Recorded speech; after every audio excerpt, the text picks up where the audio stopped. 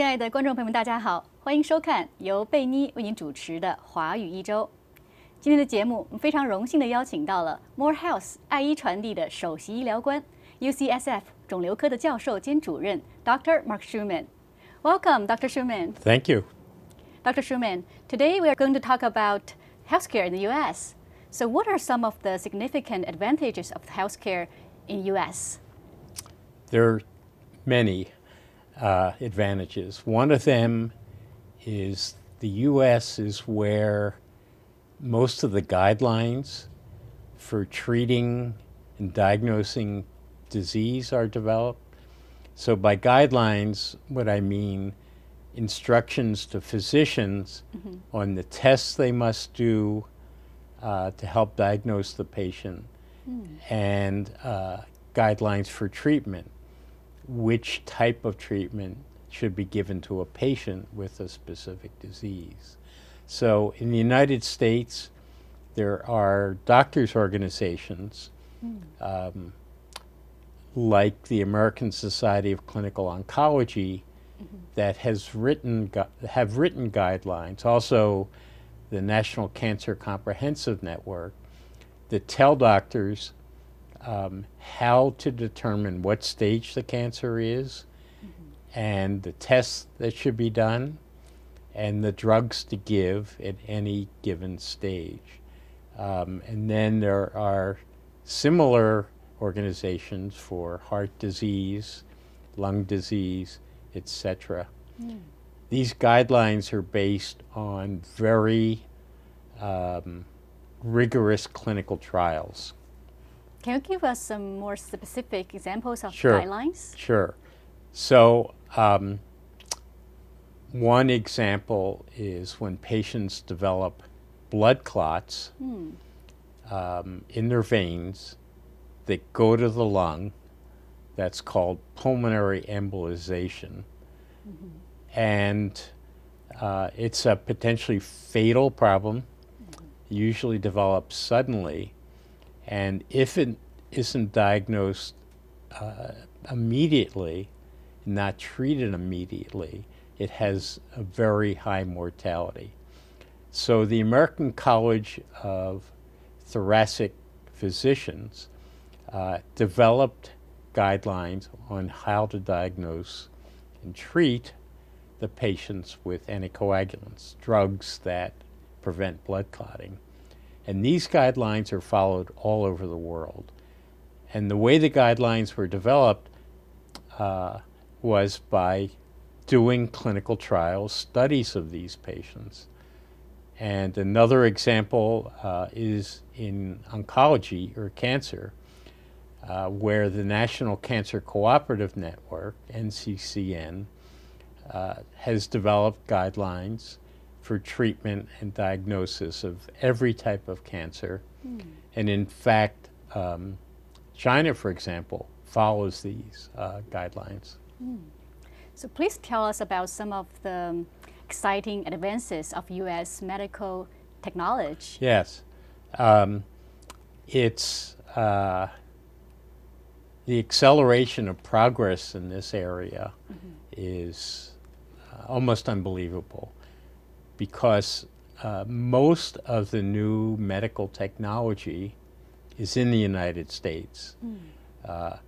And there are partnerships between medical universities and these what are called bioengineering companies, companies that invent various types of equipment.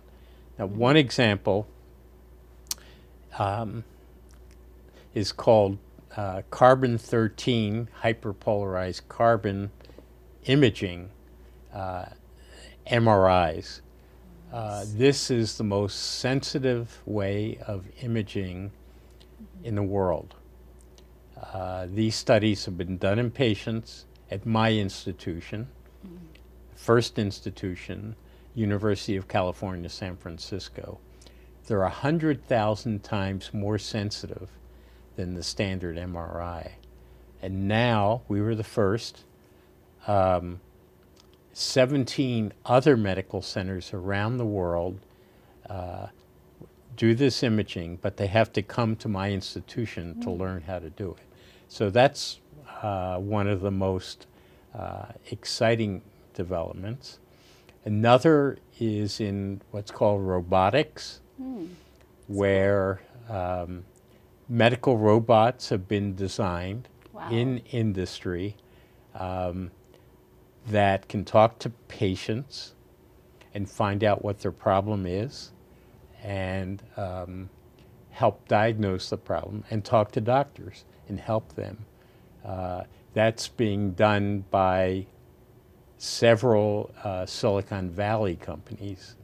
One of them is Intel, and another is Microsoft, and they work with doctors at universities to develop these. Can you tell us more about clinical trials? Yes. So the United States is the leader in clinical trials. They're very rigorous. They start when a company develops a new drug, and in clinical trials, they're tested first for safety. So before a drug is introduced into the public, it has to be shown that it's safe. The second phase of clinical trials is to see if it works. Cancer is a good example. And there are clinical trials in every type of cancer. More patients are treated in these trials, and then they move to the next stage if they're looking good, treating more patients and learning how often to give a medication, when to give it, etc. The United States is a leader because almost all the new drugs are developed here. So are the new drugs more accessible to the public in the U.S.? Yes, they're definitely more acceptable, and the reason is almost all the companies that develop new drugs are in the U.S. Now, in San Francisco, the Bay Area where we are, there are more biotechnology companies than anywhere in the world. And so most of the new drugs are developed here. Only after they've been tested in clinical trials are some of them adopted by countries like China. And how are doctors and scientists are trained to develop new medical technologies? Yes. So the United States leads the world in training doctors and scientists in development of new technologies.